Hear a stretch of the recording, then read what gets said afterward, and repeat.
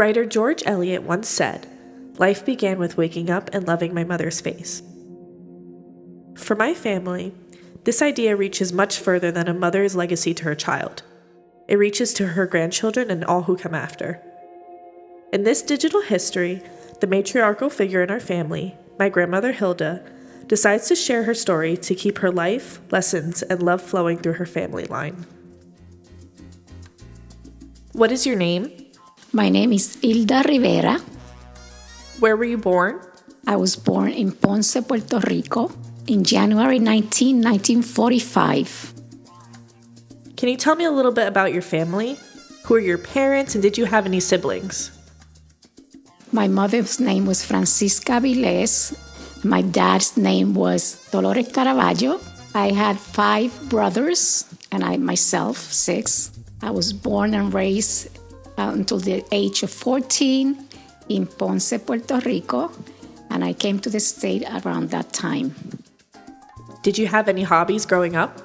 Well, there was not much time for hobby, but I used to love to be able to take long walks and down the river and look at the flowers and the water and nature. I'm a nature person. I enjoy the trees and the serenity of life. I think just being by myself and seeing the nature, it just made me happy at that moment.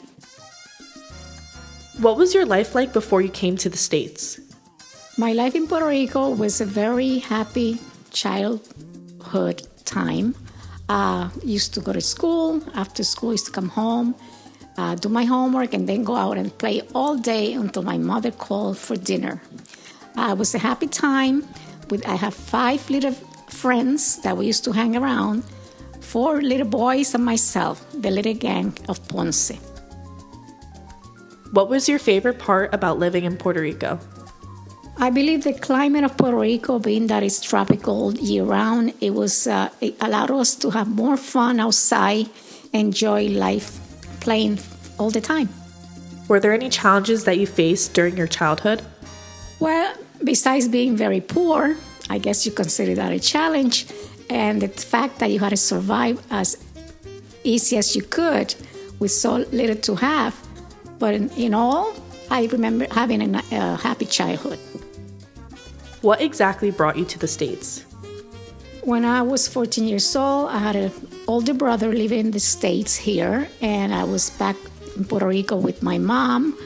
And my brother felt that I would have a better life here in the USA, the mainland, and therefore he sent out to get me and bring me here to the United States. How would you describe your life once you got to the States? Were there any highs or lows? When I came to the United States, it was very difficult because I didn't speak the language. I was already 14 years old with my brain set in Spanish.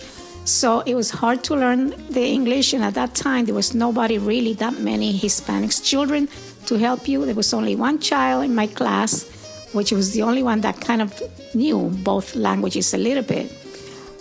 It was difficult at that time to learn, but being that I was in a Catholic school, my nun teacher was very pleasant, and she knew where I came from. She helped me go through everything in life as far as my schooling. And the little that I know today, I have to be grateful to Sister Angelita from St. Pius back in 1960 in the Bronx, New York. In all, I believe that I got married when I was very young. I was 18 years old, and I had 3 kids, and my life has been full since then. I worked in my job 33 years, and now I'm retired and have my children and grandchildren. I must say that I had a full life in the United States. What would you say is your favorite part about living in the States? I believe that my favorite part, it would be that life is much easier here when it comes to jobs, building a home, and having the things that you work hard for. You work hard, but you have the advantage to get them as quickly as possible if you stay strong with an open mind and you keep steady work and responsible. The United States offer opportunities here they're not in the island, especially for young people. about schooling and jobs. So I believe that jobs and school in the United States is a lot easier than down in the island. Is there any point in your life where you can truly say that you've learned a lesson from? Yes, actually experiences, you learn them from every day.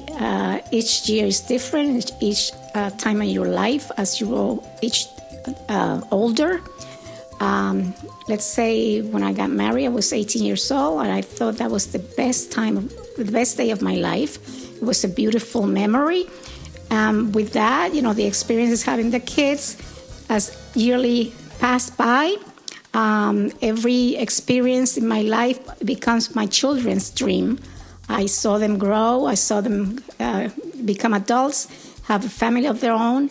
So those are memories and experiences that you have every day, and you grow along your siblings and your children and your grandchildren.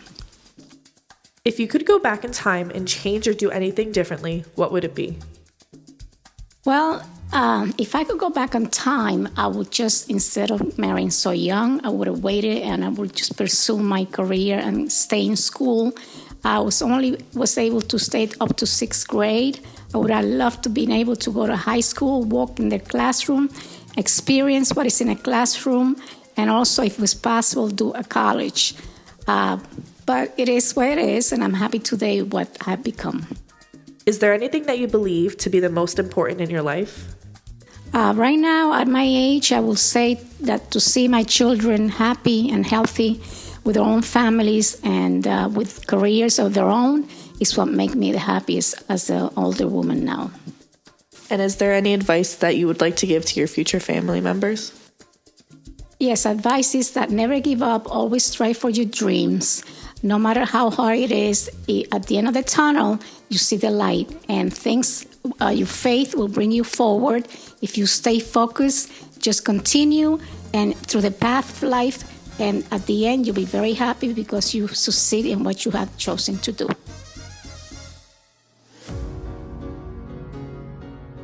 Evie, Hilda's oldest daughter, describes how she feels about her mother's growth as a parent.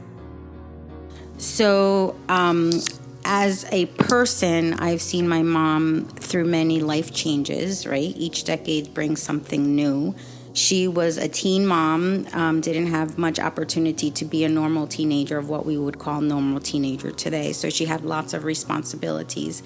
But I think what the biggest growth that I saw in her was when she was in her late 30s, early 40s, when she discovered what the world had to offer her.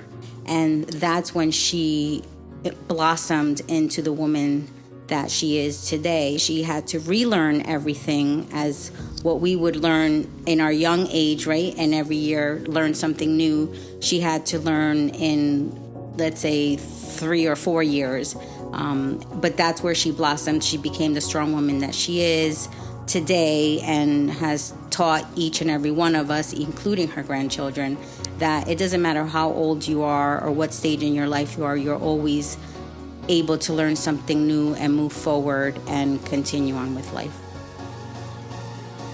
Knowing that her mother had a limited education, Hilda's daughter Jane describes what inspired her the most about her mother's situation. My mother's drive is what inspired me the most, and her willingness and openness to just be loving to anybody that she met. And I think that's been her biggest attribute, that she came here with no formal education, not being able to speak the language, but understood the language of love and of unity, and really taught us that growing up. There were no boundaries, no color, no race. And so I think in her life as someone who worked her way up, people loved her because of that, and that was how she was able to assimilate to the American way. Just being American, she felt proud, and she took that on. Hilda's son Rick describes the most important lesson he learned from his mother. So my name is Ricardo Rivera, and I'm the youngest of her 3 children and her only son. I think my mother is very complex in ways. I think first and foremost, she is someone who will, if you even ask your mother or your aunt, that someone who will always forgive and forget. It's very important lesson that she taught us while we were growing up, that regardless of the situation or what's transpired, that we not necessarily always understand what's happening to the other person. So it's always better to be the better person and just accept some faults and to move on without worrying about what someone will think later on, or having that anger towards someone, because that anger will eventually lead to your demise.